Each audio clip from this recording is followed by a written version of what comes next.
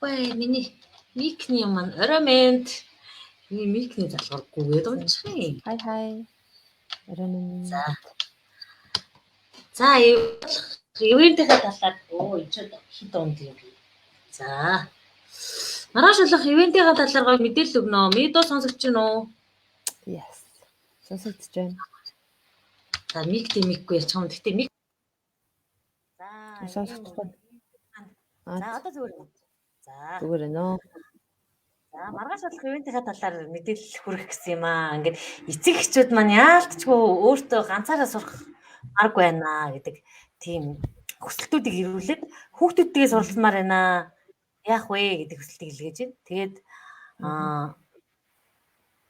яахаас зүгээр аргагүй байна л да. Хүүхдүүд нь орё. Яа тэгвэл нөгөө Amazing Mind хөтөлбөрт маш олон хүүхдүүд орж байгаа учраас хүүхдүүдтэй ч бас маргааш сэтгэл заслын гайхамшиг мэдрүүлээд гэр бүлээрээ бас сэтгэлээ хөнгөлөд авъя гэдэг хүсэлтийг ирүүлээд нэлээд олон хүүхдүүд бүртгүүлчихэд байна л да. Тэгээд бид хоёр болохоор яг ээжүүдтэй, эцэгчүүдтэй ажиллаад гоё сэтгэлийн хөнгөлөөд цааш тийм мөрөөдөл зорилго нь явуулахаар үйл ажиллагаа явуулъя гэж төлөвлөсөн байсан. Гэтэл нөгөө ээжүүд бид нар чинь юм л бол хүүхдүүд рүүгээ л юмаа зориулах гэдэг шүү дээ, тий. Өөрөөс илүү хүүхдтэй санаа зовдөг. Яг энэ шинж чанаранд амгаалаад хүүхдтэй хүчил доо гэж гуйгаад байгаа байхгүй. Тэгээд яалч арга байхгүй, хоёр хэсэг хуваахаас өөр аргагүй болсон. Эхлээд хүүхдүүдтэй өгөөд энэ сэтгэл заслын гайхамшиг эдгээр зүйлүүдийг өгөөд дараа нь эцэг эхчүүдтэйгээ хуваагдаж явахаар болсон. Энэ гайхалтай мэдээг дуулахаар болсон. За тэгэхээр өнөөдөр хоёулаа өсвөр насны хүүхдүүдэд тухай ярив. Хүүхдийн сэтгэл зүй яагаад чухал юм гэдэг талаар ярив. Ер нь бид яаж яваад хүүхдийнхаа сэтгэл зүйг бэнтээгээд ирээдүйн амьдралд нь саад болдог талаар ярил л да тий. За тэгэхээр ариун тоглохтойгоо өнөөдөр өсвөр насныхаа хүүхдүүдийн онцлогийн талаар ер нь тэдний зөв суурай тавих нь ямар амьдралд нь ач холбогдолтой гэж бодож байна чиний хувьд? Би ер нь ерөнхий боловсролын сургуульд уулна яг хувь хүний хөгжлийн тодорхой цагууд ороосоо гэж маш их хүсэж байна. Яг тэгэхээр бид нэр хүн болгонтэй би ямар мэрэгжил сонгох уу гэдгийг мэдтгүү. Тэгээд өөрийнхөө сэтгэл санааг ямар төвшөнд байна гэдгээ өөртөө мэдтгүү. Тэгж жагаад тэгэл ээж аваахаа тий өөрийн гэсэн нөгөө нэг тийм нөгөө мэдлэг хувь хүний хөгжил байхгүй учраас хүмүүсийн үгээр ингээд ирээдүйн амьдралуудаа маш их шийддэг. Тэгээ одоо битэрийн хүүхдүүд гээд байгаа дээр 14 нэмэх насны хүүхдүүдийг сонгож байгаа. Тэр нь болохоор 10 дугаар анги гэсэн үг тий 14-өөс дээш насч байгаа. Тэгэхээр одоо мэдгүй ингээ их сургуульд ороод өөрсдөө амьдралыг цаашаа шийдэх алтан үе нь эхэлж байгаа. Маш чухал энэ нэг дамжлага үе байдаг. Тэр үе нь эхэлж байгаа учраас одооноос эртнээс өөрийнхөө хэн бэ гэдгийг мэдээд зорилго би ер нь ямар чиглэлтэй хүн болох юм гэдгээ мэдээд авах юм бол их сургуулийнхаа шалгалтыг өөрийнхөө тэр сонирхолтой хэсэг рүүгээ чиглүүлж ийш энтрээ өгч болох юм. Эсвэл тэ ирээдүйд миний гацаад энэ үү чиний гацаад мэдгүй. Миний хол зүгээр л энэ да. Саяны яриаг сонсогдов сайн хэсэг. За хандагийн миний хувьд 14-5 настай ер нь мэрэгчлээ сонгохдоо юу болсон бэ?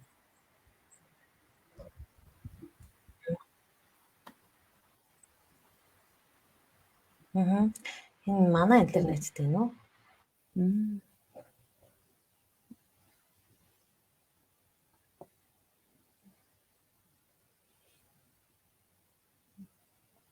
Байна уу?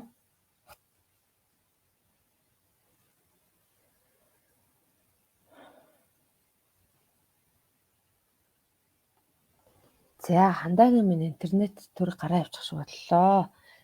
За эргэж ураад оруулаадахыг. Тэгээд за тэгэхээр хүүхдүүдийг ер нь яг л 14 наснаас нь эхлээд энэ ээж аауд маань илүү их анхаарал тавиасаа гэж хүсэж байна. Яагаад гэвэл таны хүүхэд бол та өөрийнхөө л амьдралаар амьдрна, өөрийнхөө аль дуртай бүхнээ хийжээж, хөөөр нь өөрийнхөө дуртай чаддаг зүйлийнхэн тий зүрх сэтгэлээ дагсан тэр зүйлийнхэн чадварыг олоод тэр мэрэгчлэрээ ажиллаад цаашаа сонголтоо хийгээд явах юм бол тэр хүүхэд насан туршдаа аз жаргалтай амьдрах боломжийг бүрдүүлж өгч байгаа. Тийм учраас ээж аавд нь хүүхдэдээ өөрт нь итгээд боломж олгоод өөрт нь нэгэнт өөр амьдралаа аваад явхаас хойш өөрт нь итгээд тэгээд хувь хүний хөгжил эртнэшил сургаад сургасаа гэж хүсэж байна. Тэгээд бид тээр энэ анхны талын мэдлгүүдийг маргааш өгөх болно. За хандаа сайн уу, эргээд ороод ирсэн үү? Харин интернет минь тасраад бусаад ороод ирлээ. За хандагийн хувьд 14 наснда юу хийжсэн бэ? За яста шоглж илээ шүү дээ. За 14 наснда би ч их багасаа мөрөөддөмт хөвгтэйсэн. Тэгээд тэр үедээ өөрөө ингээд ямар мэргэжилтэй болох вэ гэдэг шийдвэр гаргахаас гадна 14 наснда хүмүүс бидний хамгийн өндөр төсөөллийн чадвар хамгийн өндөр өрсөн нас гэдэг. Тэгээд миний өөртөө тийм байсан. Ангийнхаа хүүхдүүд ингээд нам болгож талцуулчаал өөрөө тэднийг ингээд хуваагаал удирдах үзээл ингээд болж үзээл гэл туршилт хийдэг үе байсан. Дээрэс нь яг 14 насны үедээ хүн яг хэн болох өөрөө тодорхойлсон байт юм байна л да. Би ер нь том болоод манлайлагч болох юм гэдгийг тэр үедээ ойлгоцсон байсан байхгүй. Ангийнхаа нэг өнжөө охин ингээд нөгөө бүтэн өнжөө охин туслая гээд ангийнхаа хүүхдүүдэд цуглуулж аваад дугуйч хийгээд зарыг тэгэд мөнгө олгоод энэ охинд туслая ингээ айлд амьдрдаг юм чинь туслая гэх мэтлэнгээр тийм үйлсүүд хийгээд явдаг гэсэн. Тэр нөгөө миний хувьд ингээд бусдын төлөө зүрх сэтгэл бүр багаас цохилж эхэлж байсан. Тэгэхээр яг ийм сайн үйлс хийх юм байна. Бизнес гэдэг зүйлийг хийх юм байна. Дээрээ цаашлуулбар манлайлал гэдэг зүйлийг ойлгож ирсэн. Тэгээд дараа нь гайхалтай нь би 2 жилийн өмнө өөрийгөө хөгжүүлж гиснээс хойшоо энэ чадваруудаа дахиад шинээр ойлгож итгэж эхэлсэн. Энэ зүйл маань тестэн дээр гарч ирсэн л дээ. Манлайллын чадвар болоод би яг яагаад энийг ярьж байгаа гэхээр магадгүй эцэг эхчүүд маань хүүхдүүдээ ирээдүйд ямар ажил мэргэжилтэй болохыг мэдэхгүй байгаа тий. Ямар мэргэжил тохирохыг мэдэхгүй байгаа. Эргэлзээд байгаа бол тэр сэтгэл зүйн тестийн нөгөөд үзвэл маш хэрэгтэй юм билээ. Тэгээд би тэр тестийг яг өнгөрсөн 6 сард өгсөн. Тэгсэн чинь яг миний тэр багтаа илэрж исэн мөн чанар тэр тестэн дээр гарч ирсэн байхгүй юу? Үнэхээр сонирхолтой. Манлайлах чадвар 98% таа. Дээрэс нь бизнес төлөвлөгөө ямар мэргэжил тохирох вэ гэдэг дээр бизнес төлөвлөгөө гаргах тийм төлөвлөгөөний хүн. Ер нь шин санаачлал гаргадаг хүн гэдэг нь гарч ирсэн байна. За тэгээ бусдыг ойлгох чадвар 10 гэх мэтлэнгээр ингээд бүр тоо хуваар үзлээд ирдэг. Тэгэхээр энэ хороо дээр хамгийн үнэн зүйл магадгүй тоо бах тий. Чи тоонд итгэдэг үү? За магадгүй чиний амьдралд тоо хамгийн чухал бах тий. Тий. Маш их итгэдэг. Тий. Тоонд итгэдэг. Тэгээ ер нь тийм одоо тэр тестүүдийг одоо би бас нэг хэд хэдэн тест өгчээсээ яг л гардаг. Тэгэхээр одоо чип дээр ч яг бол тест өөр мэргэжилтэй хүмүүс шүү дээ тий. Хандаач одоо эмч хүн. Би ч нэгтлэн бодогч хүн байгаа. Гэтэл би тэр өөрийнхөө мэргэжилтээр хоёулаа аз жаргалыг мэдрэхгүй байсан учраас ингээ өөр чиглэлээр орцсон явж байгаа. Тэгээд хэн нэгэн хүүхэд ч гэсэн битээ ингэж амьдралынхаа хэдэн жилийг битээ тэгж өөр юм хийж алдаасай эртгэн шиг өөрийгөө олоод тэгэж зөв зүйлээ хийгээд зөв газартаа байгаасай гэж хүсэж байгаа учраас энэ зүйлийг ярьж байгаа. Энэ дээр яагаад бид нэр өөрсдөө мэргэжлийг сонгохдоо алдаа гаргадаг юм. Энэ дээр эцэг эхийн нөлөө хүүхдэд маш их ордог тий. Одоо чи яатаагаад адилхан юмч болчооч ээжтэйгээ адилхан багш болчооч гэдэг юм. Эсвэл ингээд удмын маань өргөжлүүлж чи төрийн албаа багш болно гэдэг ч юм. Ингээд хүүхдийнхээ өмнөөс хариуцлага үлээгээд мэргэжлийн сонгоод өгчдөг. Гэтэл нөгөөх нь дуртай мэргэжил мэддэггүй, дургуун мэргэжил мэддэггүй. Гэтэл ингээ амьдралынхаа эргэлтийн цэг хүртлээр маш олон жилиг алдсан байдаг тий. Энэ дээр жишээ ярихад бид бүхэн дандаа хүсэмжит дүрдэг гэдэг нь аав ээжийнхээ хүссэн хүн болохыг хичээсэнтэй холбоотой өөрийнхөө зорилго мөрөөдлийг мартчихсан байдаг. Гэтэл ирээдүйд аз жаргалгүй нэгэн болж хувирдаг тий. Хүсээгүй мэргэжлийг сонгоод магадгүй их сургуулийн төлбөр гээд хэдэн төгрөг өгдөг юм дэ одоо бүр нэмэгдсэн баг тий. Тэр бүх зүйлийг төсний дараагаар энэ чинь өөр хүн байх байсан юм биш гэдэг өөрийгөө ойлгоод цаг хугацаа мөнгө санхүүгээр хүртэл хохирж байгаа байхгүй яг үнэндээ тий. Өөрийгөө олох гэж нэлээ хугацааг зарцуулж. Тэгвэл аль болох багаас нь яг ямар аюул чадвартай, ур чадвартай хүн юм бэ? Цаанаасаа ямар өгөгдөлтгүй хүн юм бэ гэдгээ олчих юм бол магадгүй маш олон зүйлийг хэмнэж олон цаг хугацаа, сэтгэл зүй тэгэхээр замаад энэ одоороо хамгийн чухал зүйл гэж бодож байна. Энэ бүр хамгийн л бэс чухал зүйл. Одоо зүгээр хамгийн ойрын жишээл гэд хэлэхэд за битэрийн жишээ. Тэгээ дээрэс нь тэр одоо voice гарч эхэлсэн байгаа тий. Voice тэр хүмүүс яадаг лээ. Тэгэл би хүсэл мөрөөдлөд байгаа л ийм хийгээл явж байгаа нэг галцаг зөрөлдсөн хүмүүс тэгэл би тийм газар ажиллаж байгаа ингэж байгаа тэгээд таалагдахгүй хэцүү байгаа гэх бүр тэрийгээ тэгээ ярьж. Тэгэхээр яагаад тэгээд бид нар буруу газараа ингээ байхаар тухайн юмаа судлахгүй тэр зүйлийн төлөө сэтгэл зүрх цаг зав ингээд зориулахгүй байгаа учраас тэр салбартаа магадгүй манлайлахыг өөрөө хүсэхгүй байгаа гэсэн үг. Тэгэхээр яг өөрийнхөө зөв газартаа очих юм бол яг л та нөгөө зүгээр л дуртай юм хийгээ хоббигоо л ажиллаа болох чинь эцэст хамгийн чухал юм ба. Хүн аж аргалтай уртуудаа амьдрахын тулд. Тэгээ энийг олохын тулд эртгэн шиг тэр хүн ямар темпи хүн бэ гэдгийг судлаад яг зарим айлын хүүхдүүд болохоор ээж аав нь ингээд мэрэгжлийг сонгож өгдөг бол зарим нь ээж аав нь сонгож өгөхгүй. Тэгээ хүүхд нь өөрөө ямар юмд орохоо мэдгүй. Одоо жишээл сая өнгөрсөн Яши үеэр манай хамаатны ихч тохиолдсон юм байна л да. Гинт яг Яшийнхаа урд өдөр ямар сургууль сонгох вэ гэдэг. Бүр яг урд өдөр сонгох юм байлээ хүмүүс. Яг цагийн талахаар. Тэгэхээр маш эрсдэлтэй. За одоо яах вэ гэл баг нэг бинго одод байгаа юм тий. Яг зарим нь онж болно. Гэхдээ бид нар жоохон найдвартай баймаар шүү дээ илүү. Бүхэлдээ хүний амьдрал шүү дээ. Тэгэхээр бингод маргүй хэн тэгээд 2 жилийн өмнөөс төлөвлөл бүр зүгээр юм билээ. Тийм учраас маргааш юундтэй энэ талаар их гоё юм ярина. Хүүхдүүдтэй нь өөрсдөө нь ярина. Тэгээд бидний яг хүүхэд байхад нөгөө харах үнцэг маань маш жижигхэн байдаг. Ингээд ийм ойр тойрныхоо хүрээний ээж аав эмээ өгөх мэрэгчлүүдээс сонгох нэг элбэг байдаг.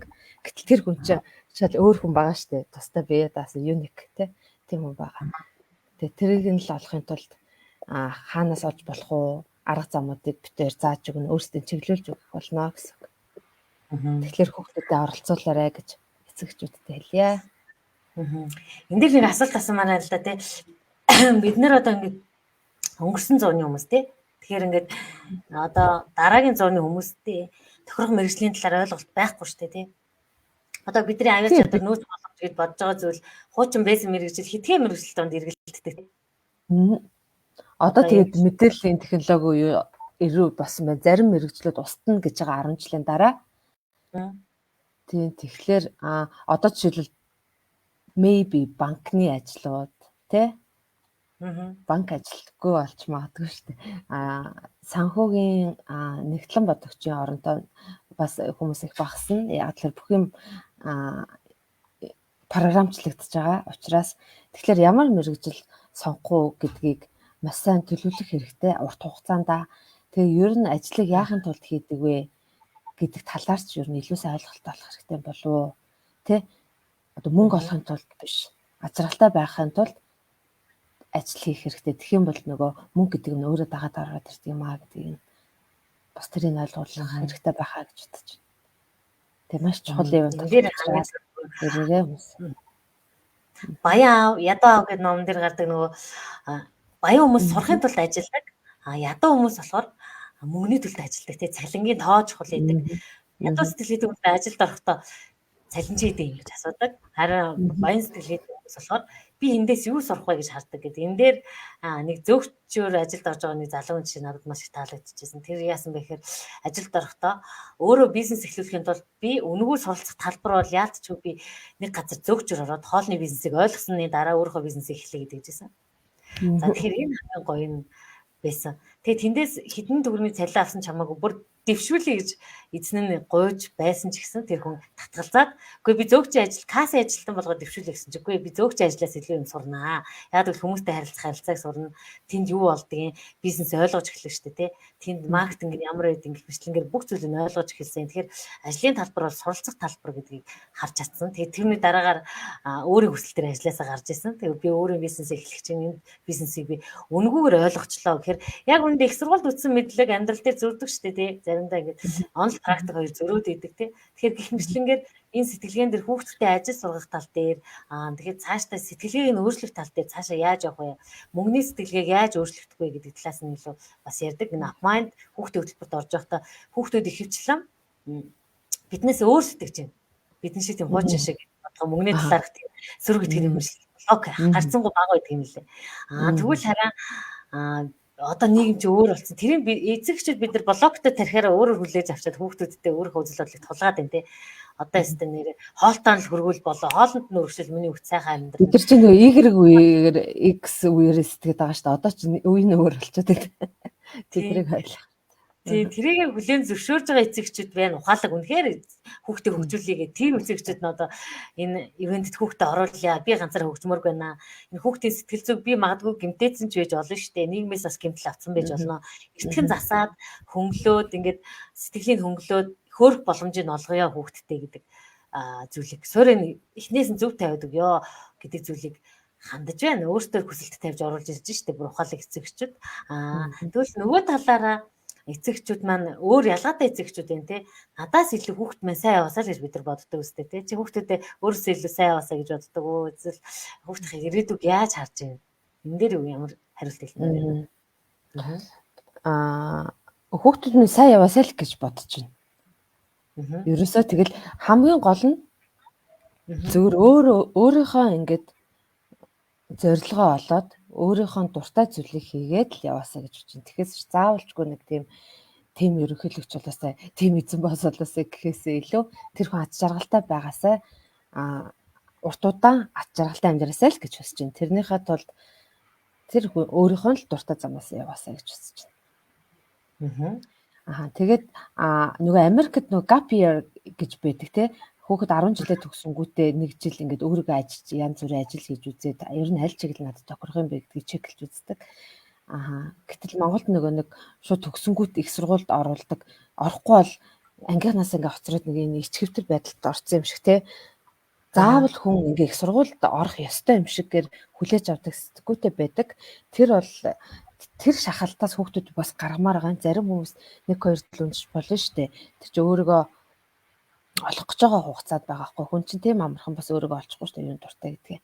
Тэгэхээр тэр gap year гэд байдаг бол тэрийг нь бусдууд нь тэ хүндэлдэг болоосаа бас тийм юм мессежийг нэг юм өгөх юмсан гэж бас хүсэж байна.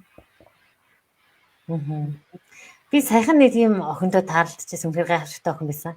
Тэр охин яасан бэ гэхээр 1 жил би өнжиж байгаа. Ямар сургуульд орохгүй. Тэгээд өөрийнхөө яг юунд дуртайг мэдгээд 1 жил явж байгаа. Тэгээд эцэг их нь бас дэмжсэн гэсэн. Би өөр ямар гайхалтай юм гэж бодсон. Би магадгүй 1 жилийн хугацаанд бодох хугацаа нийгмээс хоцроогүй гэдэг мэдрэмжийг авч байгаа байхгүй. Бид нар чинь ингээд бидний бас л ядуу сэтгэл, ядмаа сэтгэлийн нэг хэлбэр нь бусдаас хоцрохгүй юм шүү гэж бодоод идэг тий. Уралдаад байгаа маш их тэмцээнд ороод байгаа юм. Тэгэл ингээд магадгүй үеийнхэн сургуульд орсноо сэтгэлээр унаа л ингээд тэрнээс болоод яарад буруу сонголтыг хийждэг. Тэгээд цаг хугацаа алддаг. Хэвдэл байдаг. Тэгвэл эртхэн ингээд багаас нь одоо 14-өөс нь эхлээд ингээд өөртөө ажиллавал магадгүй 17 нас 18 нас хүрэхдээ тэр хүүхд мэрэгчлээдээ эргэлзэхгүй болсон байна шүү дээ тий. Би яг юу хийх вэ? Энэ чиглэлээр одоо бүр Монголд энэ тэнд мэрэгжлийн чиглэлээр сургадаг ямар мэрэгжил сонголтын талаар зөндөө газар бий болчиход байна шүү дээ тий. Тэгэхээр эхлээд өөрийгөө тань мэдэх зам руу орсны дараагаар мэдээж хариулт олно шүү дээ тий. Тэгэхээр энэ дээр ямар бодолтой байна? Тий хамгийн одоо хурдан аргаар л өөрийгөө алах арга техникүүд байгаа тий. Одоо хэд хэдэн тесттэй аргууд байна. Одоо зүгээр асуултын аргууд ч байна. Тэгээ дээрэс нь мэрэгжлийн нэг тест авдаг газар ч байна. Ер нь тэгээд эртгнээс тэр хүн ер нь ямар чиглэлд авьяастай вэ гэдгийг нь олчвол ядаж хүүхд тэр чиглэлээр ингээд сураад явж байтал өөрөө асаад зүгээр нэг дуртай минь өгсөн байхад хүнийг ерөөсө хүчлэх шаардлагагүй байдаг л да. Тэр хүн өөрөө ингээд яваад өчтдөг. Хин ч хойноос нь чи хичээлээгээч чи ингэж мингээч гэж ээж аавд нь бүр өөрт нь ээж аавд нь илүү амар болно. Орой минь дадгалаа, орой минь амглаа. Дуртай юм хийчихээр 7 сар амглаа. Тэгэл бидний өөрийг ингэж ерөөс чөлөөлөгдөж байгаа гэсэн. Би бас өөрөө өсвөр насны хүүхэдтэй л те 14 настай. Тэгээд хүүхдээ бол төгсөн болгоны хийлгэж байгаа. Дуртай маа л хийчихэж чи юу таалагдаж байна гэсэн чинь компьютерын тоглоом тоглох дуртай гинэ. Окей. За тоглоё. Өөр чи юунд дуртай гэсэн чи түүх сонсох дуртай гэж байгаа байхгүй. За тэгвэл миний хүү энэ хоёрыг яаж холбож болохоор вэ гэдээ асуусан чинь. Хоёлоо битэр жоо бодсон л та хоёлоо яаж холбох гэсэн чинь. За тэгвэл нөгөө IT-ийн сургуульд 10 жилийн сургуульд явж байгаа. За тэгэх юм бол түүхийн сэдвтэй тийм тоглоом зохион бүтээж болох юм байна. Эсвэл тийм подкаст хийж болох юм байна ч гэдэг юм уу. Тэгэнгүүт нөгөөдөг чи ингээ нүднээс л өө тэгээл та гэл ингээд ирж байгаа байхгүй. Тэгэхээр юун дуртайгаа дээрэс нь ямар боломж бас байж болох уу те. Тэрийг тэгж ухаж гаргаж ирж болдог юм байна гэд. Тиймэрхүү асуулгаар явж байгаа гэсэн. Аа. Энэ дээр бол ээжүүд бид нар жоохон цаг гаргаж, жоохон сэтгэл гаргachвал хүүхдээ бүр ингээд 3 нас хүрээгүй байхад мөртөл мэдэж болдог өгөгдөл юм. Тэгээ энэ дээр би бах үеэрээ өгөгдлийг олж исэн байхгүй. Манай бах үе спортын өгөгдөлтэй. Тийм ингээд хөдөлгөөнтэй, маш хөдөлгөөнтэй. Чи өнөөдөр харсан тий. Маш хөдөлгөөнтэй. Өөр сон гэж байхгүй. Тэгээд дэмжээл супер бой гэж дэмжээл яг өөрийнх нь итгэл өнөслийн ингээд тэтгээд байхад тэрийг дахин хийж байгаа байхгүй. Одоо ингээд турникнээс унааж гин, сакс тоглож гин, волейбол тоглож гин, бүх спортод авьяас тийм. Тэгээ тэр хүүхдийг одоо би магадгүй чи ямар сахилахгүй юм бэ? Чимээгүй бай, суу гэсэн бол тэр хүүхд өөрийн өгөгдлийн бид нар ингээд унтраачдаг хүүхдүүд тийм. Хитрхи ингээд сэргэлэн хүүхэд хаа чи даруухан байгаа чи ингээд охин хүүхд юм байж эсвэл чи даруухан л зүгээр гэдгийг даруу байвал сайн гэсээр хагаад хүүхдтэйгээ өгөгдлийг бид нар яадаг вэ? Цаад умгаачдаг. Тэгээд бас өөрийнхөө мэрэгжил сонголт одоо жүжигчин ч юм нэг өөрөө гоё юм дуучин болно бол гэж. За наа чи бүдгүй монголоор дөрөмдөл дуучин, монголоор дөрөв хуульчин байна. Ингээ өмнөөс нь дүгнээд өмнөөс нь хариуцлагын үг. Тэр хүн ч онцгой штэ. Онцгой тэр зүйлд онцгойж болно штэ. Ягаад болохгүй гэж. Тэгж хүний өмнөөс л асуудал шийдэх гэдэг бол бид нар ч одоо далдыг хардаг одоо талаалаа гэж ярьдаг. Тийм биш учраас илүү их шинжлэх ухаанд юмд найдасаа гэж хүсэж байна. Тэгээ би бас нөө чин зориг гэдэг багшаасаа нэг лекцэн дунтаас нь сонсч байсан. Сонсч байсан байна. За тэр нь болохоор хүүхдийг ингээд одоо чи яг хэн бэ гэдгээ яаж мэдэх үү гэж байгаа байхгүй одоо бид нарыг одоо том болцсон. Тэгээ чи яаж мэдэх үү гэж. За чи багтаа чамаа юу гэж хамгийн их зэмлдэг гэсэн бэ гэж байгаа байхгүй. Одоо ч сая хандагийн ярьсан те хүүхдээ бойл гэдэг тэр хэсэг ярьж байгаа байхгүй. Тэнгүүт гэтэл бол гэсээр байгаа нөгөө хүн өөрийнхөө мөн чанарыг ингээд дарцсан. Тэнгүүтээ нөгөө хөдөлгөөний хийхээ болцсон. Тэгээд өөртөө итгэлгүй болсон. Дуртай мэ хийх гээр ээж аав бол гэдэг. Тэгээд хинбэ гэдэг бүр мэдхтэй болсон. Өөрөө ч мэдхгүй тэрийг. Хинч мэдхгүй ингээд болчдөг. Тэгэхээр зүгээр л 12 нас хүртэл нь бурхны бодож хөөхтэй битээ загнаарай гэж бүр бид нарт яг тэгж хэлжсэн надад хэсэг бүр аягүй тод надад үлдсэн. Тэгээд энийг эртэн шиг сонсож байгаа аав ээжүүд нь одоо шууд хэрэгжүүлээд тэгэхээр өөрийнхөө нь байлгаж яж тэр хүн жинхэнэ өөрийнхөө тэр чинь жинхэнэ авьяас нь гарч ирдэг байгаа шүү. Тэгэхээр өнөөдөр та өөрөөс асуугаад үзээрэй. Хамгийн их юу гэж багтаад зэмлүүлдэг гэсэн бэ? Тэр чадвар чинь л танд байгаа шүү. Гэдгийг хэлээ. Миний хувьд ийм хоёр зүйл дээр яадаг гэсэн. Надад ч бодсон чи бас баг насаа удаачлаа. Тэгэхээр багтаа яас яриа би дугаа гэдэг үг сонсдог гэсэн. Дугаа чалчаад байдаг. Бас бүр залхаад дугаа гэдэг. Тэгээд би ерөөсөө яг зүргээ дарсан чалчихгүй бол санаа амархгүй. Угаасаа цаад өгөгдлийн ярих л өгөгдөлтэй юм чинь. Тийм бэ. Ярьж тий. Юу ч хамаагүй ярьдаг том хүн жижигхэн хамаагүй. Тэгэхээр заримдаа том хүн яриад битээ оролцох юм. Заримдаа ингээд найз нөхөд чи жоохон дугаа ээж, жоохон даруухан бай гэдэг үг их сонсож байна. Тэгэхэд аюу сонирн байгаа зэн хүний чадвар зурчлаарай яриа. Тий одоо жишээлбэл чи ингээл тэр үед чалчаа хүнийг ирээдүйд тийм юм ярьдаг мэрэгжил гарна гэж ээж аав нь мэдэхгүй л байсан байгаа байхгүй. Тий. Тийм багаас тээ. Тэр одоо цаг үе чи бид нар ч одоо хэдэн жилийн дараахыг харах хэрэгтэй болчихж байгаа байхгүй. Одоо тэд нар 4 жил сураад тэгээ шинэ ажил нэтэрэ гэж явж байгаа. Ер нь доот нь 10 жилийн дараахыг л харж шийдвэрээ гаргасан айгу зүг байгаа тоххой. 10 жилийн дараа дэлхий ямар болох юм бэ ч. За тэгээд намайг болохоор нэг юм нэг сайхан сэтгэлтэй нэг сонин гинэн минь ч юм уу нэг тиймэрхүү дүгнэлттэй байгаад гэдэг суухгүй. Тэгсээ чи би ингээд нэг хүн туслах ингээд дуртай ажилттай болсон. Бас энэ чадвар л байсан байгаа байхгүй. Явж. Тэгэхээр ерөөсөө зөвхөн жижигхэн илэрж байгаа юмнуудыг л битээ ингээд шүмжлэрээ хөөхтэй зүгээр тэрийг ингээд ажиглаараа энтэй холбоотой юу байж болох вэ? Илүү томор сэтгэрээ гэж ээж аавдтай уриалъя танда. За. Одоо ер нь бид нар услах үүрэгтэй болохоос ер нь заах үүрэг байхгүй штеп бид нартэй. Тийм. Өөрөөс нь ингээд сэтгэх хүний тархины оронд орчоос онцгой хүнийг тий. Онцгой биш болгоо ичиж байгаа байхгүй. Шал илүү зөв мэдэхгүй юм яриа тий. Харин би ингэж өсөд болоогүй лээ гэдэг. Одоо манай ингээд би одоо хүүхдээ ингээд өөрийнх нь өгөгдлийн нэгээд ингээд өсгөх гэхээр хажуунаас хүмүүс орж ирдэг те айлд орж чи хүүхдээ шүмжлээд идэг хүмүүс идэг те.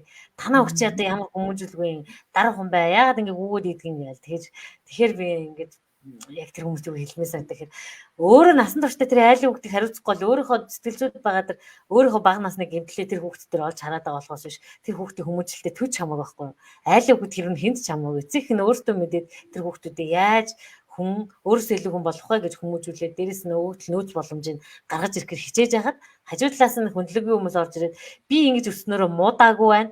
Яг энэ миний хүмүүжлээ байлга 20 дугаар зууны юм орж ирээд эсвэл ингээд яг өөрийнхөө хөгжгөө байлгах гэд бодоод идэг. Манай хөгт өрөөс юм биш. Танаа хөгт их сони юм аа гэж мэд. Энэ бол хэний ч хөгт хинтэй ч адилхан биш те. Тэгэхээр яг ингэж сөрөг шүүмж орж иж байгаа хүмүүс бол тэр хүмүүсийг бити тоогоорой. Та өөрийнхөө хөгтөг хүмүүжүүлж байгаа. Та дээрэс нь хүмүүжүүлэх хэрэг баг байдгүй. Тэг яг өнөөдөр бид нар дэмжих хэрэгтэй болохоос ш хүмүүжүүлж ийн хэрэг бид нар өөрсдөө тийм мундаг хүмүүжлэр өссөн хүмүүс байсан бол үнэхээр л тэр дэлхийн мундагууч хүмүүс байгаа шүү дээ. Ядаж Монголын мундагууч байх хэрэгтэй байсан те. Тэгвэл бидний сэтгэлийн шарах багтаа авсан сэтгэлийн гэмтэл гэдэг зүйл биднийг одоогийн амьдралд хүргэсэн. Одоогийн байгаа байдалтай та үнэхээр сэтгэл хангалуун, үнэхээр та санхүү сэтгэл зүй хараад бусал байвал та хүүхдээ яг өөрийнхөө ийм хүн болоход нь туслаа гэж үзэхээс биш бид нар өөртөө дутагдaltaй гэдэг хүлээн зөвшөөрч чаддаггүй. Тэг өөрийнхөө дутагдлыг олж хараад байдаг. Эцэгчүүд надад дээр ингээ хүүхдээ авчрахтаа яадаг вэ гэхээр миний хүүхд болохгүй наа. Миний хүүхд болохгүй. Тэг хүрээд ирдэг. Яг болохгүй нь яг үнэндээ ээж аваа өөрөө идэг. Өөр чи сэтгэл зүйн юм байна гэхээр хүүхдэн зөв зүгээр байгаа байхгүй ингээд ярилцаад үзэхээр хичнээн нээлттэй орчин үеийн зүйлийг хүлээгээд авцсан. Одоо ямар генерашнийнхан гарсан байгаа л тий. Тэгэхээр ингээд эцэгчүүд тэгээ одоо маргааш эцэгчүүд ингээд хүүхдээ авчиж байгаа эцэгчүүдэд үнэхээр талархаж байна. Яг бол өөрийнхөө надаас илүү зүйлийг авч сурч чадна. Миний хүүхд надаас илүү явна гэж итгэж чадсан хүмүүс маргааш хүүхдээ авчиж байгаа байхгүй да. Одоо тий би сэтгэлийн гэмтэлд найрлах юм бол миний хүүхд илүү хөгжин. Би хүүхдтэй өөрөөсөө илүү өгнө. Өөрөөсөө илүү хувь тавилан бий болгоно гэж итгэж штэ тий. Тэгэхээр эсрэгээрээ хүмүүс яадаг гэхээр одоо байгаа байдалтай хангалттай. Одоо яг миний хүмүүслэр явах юм бол төс тас болно гэдэг. Би бол энэ орчлон ингээ сайн ухаантай хүн гэдэг эготой хүмүүс их байдаг тий. Энэ дээр юу гэж бодож байна? Одоо танаа хүүхдийн хүмүүжлэлт өөр хүн орж ирээд зөвлөд ч юм эсвэл ингээд гадны хүчин зүйл орж ирдэг штэ. Эсвэл ингээд ментал ч юм уу тий. Эсвэл манайхан чих нэгэндээ их зөвлөхийг олддог хүмүүс байдаг шүү дээ тий. За энэ дээр ямар бодолтой? Би ер нь бүхэн шүүмжин дээр авахыг аваад хаяхыг авдаг хүмүүсээ шүүмжийг аягүй гой сонсох дуртай. Яг тэгвэл тэрэн дотор шүүмж гэдэг бол маш уулын чухал юм л да. Бид нар ингээд зөв ойлгож авах юм бол тэр хүнд тэгтээ бас хүмүүсийг ойлгоод байгаа учраас тэр хүн яагаад тэгэж хараад байгаа гэдгийг нь мэдээд байгаа учраас тэр хүмүүсийг бас их ойлгож ууралтгүй л дээ тэр хүмүүс тэгээд яг зүгээр тийм байгаамаа гэдэл хөнгө хэлээл авчихдээ. Зүгээр миний хөө тиймэрхүү юм сонирхож байгаамаа ч гэдэг. Тийм. Тэгтээ харьцангуй бас тийм шүмж ирэх нь маш бага байгаа. Ягаад гэвэл ковид болоод бараг 3 жил бид нар харилцаа холбоо нэгдэх таахгүй гэртэл хөвчлээ байгаа. Тэг яг энэ нөхцөл байдалтай холбоотой одоо хүүхдүүд маань гэртээ уцаар тоглохоос үзвэл хийхгүй байна гэдэг асуултад их ирж байгаа байхгүй юу? Одоо сая тэгэхээр хүүхдүүд өөр юу хийх юм бэ? Хөгжих юм байхгүй, сэтгэл зүйтэй ажиллах юм байхгүй. Тэгээд хичээл нь сая үнэндээ нэг хэсэг худлаад орлоо л доо тий. Яаж ороод хийх байгаа юм уу хэрэггүй. Ямар ч YouTube үзээр хагаад англи хэл нь айгу сайжирсан байлээ нэрэ. Тэгэхээр бас даваа талтай тийм. Хамгийн гол нь тодорхой зөв цагтаа үздэг юм уу? Үзэхээс өөр аргагүй. Одоо дижитал үеийг яах юм бэ? Бидний ингээд үндсэн ингээд дижитал үед төрсэн хүмүүс шүү дээ. Бид нар ч өөрсдөө 10 дугаар анги төгснөөс хойш би гар ус барьж үтсэн байхгүй би мэ бол. Тэгэхээр чи бид нар бүр ингээ арил дээр юу хүмүүс болчиход байгаа байхгүй. Гэтэл эдгээр чи өөрсдөө итгэхгүй нөр төрөгт нь аль хэзээ удирдлага гар ус ингээ байгаа төрсэн хүнийг чи одоо ингээд над каша итгэ болоо чи талхаа итгэ болт гэдэгтэй яг ижлэгэн мессеж тэр хүнд очиод байгаа байхгүй юу. Тэгээ өөр үе байгаа учраас үе үед нь тааруулаад тэрийг заашгүй хэрэглүүлнэ. Гэхдээ тэрийг тодорхой хугацаанд те дандаа хэрэглүүлэхгүйгээр тодорхой цагт ч юм өнөөдөр тэдэс тедэн цагийн хооронд тоглож гэдэг. Тэнгүүдээ эсвэл өөрөөсөө ингээд хүүхдээ цаг гаргаад амралтын өдрүүдээр 2 өдөрт агаарт гаргачих болно. Тэгэх юм бол бусад өдрүүдээс эрчим энерги цэнийг авчих штэ байгальтайгаар. Тэгээд зөв зохицуулж өгөх нүг гэхээс тэрийг бойл гэх юм бол тэр хүүхдэд маш муухай санагдана. Тэр бол хэзээ баг болохгүй асуудал. Тэгээд яг YouTube үзсээр хагаад англинч гайг болсон. Тэгээ одоо хөөрхөн жижигхэн комик ном орчуулад байгаа. Тэгээд одоо бодол дээр утас үтсэнтэй л холбоотой байж тэр чадвар өсөж байгаа байхгүй. Тэгэхээр бас зөвл тоглуулах хэрэгтэй юм байна л гэж ойлгосон. За энэ дээр болохоор эцэгчүүд одоо яг үндэ ээжүүдгээ ялангуяа гэртээ суудаг ээжүүд ч юм уу эсвэл ингээд нийгмийн стресс дарамтаа хүүхдтэй гаргаад идэг. Одоо өөр хүмүүс дээр авсан зүйлүүдээ ингээд гаргаад идэг. Тэгээд хүүхд хүүхдийнхээ сэтгэл зүйг гэмтээснээ ч ойлгодог. Яа тэгвэл хүмүүс бид чинь ингэдэг тий одоо ажлын газрын дарга ингээд ураж өрсөн бол дарагтайгаа хэрэлдэж чадахгүй ураа хүүхдтэйгээ гаргацсан байдаг. Эсвэл ингээд аавтай нь модалцуураа хүүхдтэйгээ өөрөө гаргаад байгаа анзаардаггүй. Ээжүүдээ анзаардаггүй. Тэгээ дараа нь харамсдаг. Хүүхд унтж яхад ч ингэснээр дараа гимшээд би нэрээ яагаад энэ хүүхд бурууг байхад ч уурлаад амар аавтай нь уцаар ингээд маргалцсны дараа магадгүй ээж хүүхд рүү яриад айгаа ордог чи гэр цэвэрхэн байлаа гэл тэгдэг юм уу тий.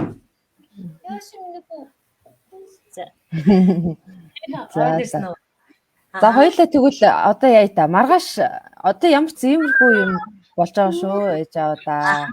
Тэгээд маргааш 10 цагаас ивент дээрээ уулзъя. Тийм тэгээд эхний 2 бонтож орохоор бас тугаа дуулахаар. За. Тэгэхээр өглөө 10 цагт хүүхдүүдтэйгээ тусгаалan уулзаад хүүхдүүдтэй ярих эцэгчүүдийн хажууд ярмааргүй сэдвүүд бас байна шүү дээ тий. Өөрийнхөө хүний үзэл төлөвшөж эхэлж байгаа учраас хүүхдүүдтэйгээ 10-аас 12 цагийн хооронд сэтгэл засал коучинг яваад өргөжлүүлээд эцэгчүүдтэй явах тийм бодолтой наа, тийм төлөвлөгөө гаргаж байна. Тэгэхээр эцэгчүүд нь тусдаа эцэгчүүдтэй бид нар вайнтай ивентийг хэрэглэсэн. Тэгэхээр эцэгчүүд нь дараа нь нэг тусдаа тийм гоё халуун дулаан уур амьсгалыг бүрдүүлээд сэтгэл доторхоо гаргаад амжилтын зүйлээ яриа явах. Тэгэхээр эцэгчүүд яг зэрэг суухаар бол ингээд хүүхдүүд юм ярьж чадахгүй шүү дээ. Эцэгчүүд ч магадгүй юм ярьж чадахгүй. Тийм. Хүүхдүүд нь сэтгэл дотор юу болоод байгаа, ямар мэдрэмж төрөд байгаа ээж авах хажуу төдийлөн сайн илэрхийлж чадахгүй учраас тусны явах хүсэлтэй байгаа. Тэгэхээр хүүхдүүдээ аваад ирээрээ. Тэгээд миний түрүүний яриадсан зүйл маань болж өгвөл ингээд ээжүүд маань сэтгэлээ ингээд хагас бүтэнсэндээ ч юм нэг өдөр ингээд үгүй хэрэгцээ, сэтгэлийн хэрэгцээ хангаад ингээд сэтгэлээ хөнгөлөөд авчих юм бол хүүхд гэртээ гарах стресс байхгүй болж байгаа байхгүй юу. Тэгвэл хүүхдүүд маань бас стресс үүсэж байгаа. Тэрийг цаг тухайн ингээд тайлаад байвал цаашдаа хүндрэл үүсэх байхгүй.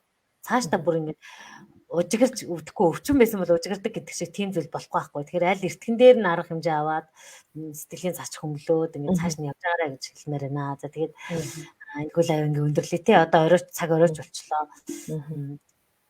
За тэгээд харин маань за хаалтын үгээ хаалтын үгээ хэлье гэж. Ер нь бол нэг л юмыг маш сайн бид нар ойлгох хэрэгтэй юм байна гэж байнга бодож явдаг. Энэ юу гэвэл тэр хүүхдийг ирээдүйд ямар сэтгэлээр унах үндсэн шалтгаан, сэтгэлийн баяр баясгалантай байх үндсэн шалтгааныг зөвхөн эцэг эх нар л өгдөг. Ойр дотны хүмүүс л өгдөг. Тэгээ тэрийг маш сайн санаарай л гэж хэлээ. Тэр нь хамгийн чухал. Та хүүхдээ ажралтай хүн болгомоор байна уу? Утгаар гонхтой хүн болгомоор байна уу гэдгийг ээж аав нь шийддэг. Нэг холоос ирсэн юм гэж хизээж байдгүй шүү. За яг наадтай ч хэлэхэд хүн хороо ертөнцийн хоёр янзаар хардаг те. Ямар гайхамшигтай юм бэ? Аз жаргалтай юм бэ? Хаашаа хүрэх үү? Би нэг давн тулаад сорилтыг давн тулаад би арднаар мөрөөдөлтөд хүрнэ гэдэг хүмүүс байхад эсрэгээрээ энэ амьдрал ямар хэцүү юм бэ? Зовлонтой юм бэ? Миний эсрэг босцсон байна гэд. Энэ бодлыг хаанаас төрүүлдэг гэхээр мэдээж эцэгчүүдээс авсан итгэл үнэмшлээсээ болдог шүү. Тэгэхээр амьдралын түлхүүр гарц гаргалгаа бол эцэгхийн хүмүүжил гэж яриад байгаа зүйл чинь бидний хүүхдэд өгж байгаа итгэл үнэмшлээс шалтгаалдаг. Та хүүхдтэйгээ итгэлийг тэтгэж гин үү, асааж гин үү, эсвэл унтрааж гин үү гэдэг асуултыг өнөөдөр асуугаарай. Тэгээд энэ хөл ангийн өндөрлөе. Тэгээд маргааш 10 цагт уулзцгаая. За баяртай, сайхан амарцгаарай. Сайхан амраарай.